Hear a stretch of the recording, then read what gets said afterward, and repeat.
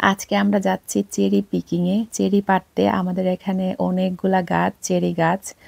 তো এটা হচ্ছে আমাদের গার্ডেনের গাছটা। তো চেরিগুলো একদম পেকে কালো হয়ে আছে। দেখতে একদম আমাদের দেশের জামের মতো লাগছে, খুবই লোভনীয় লাগছে।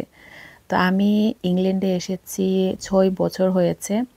তো কখনো ট্রাই করা হয় নাই এই চেরিগুলা। চিন্তা করলাম আজকে কয়েকটা পেড়ে ট্রাই করি, দেখি চেক করে কেমন টক না মিষ্টি।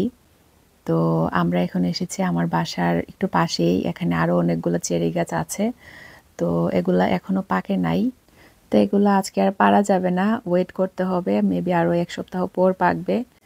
এদেশে এত এত চেরি গাছ থাকতে কেউ চেরি পেড়ে খায় না, এগুলা পেকে মাটিতে পড়ে মানে নষ্ট হয়। আর বাকিগুলা মেবি পাখিরা খায়। তো আমরা এখন আবারও আমাদের গার্ডেনের গাছটাতে এসেছি। এই গাছটা অনেক উঁচা ছিল।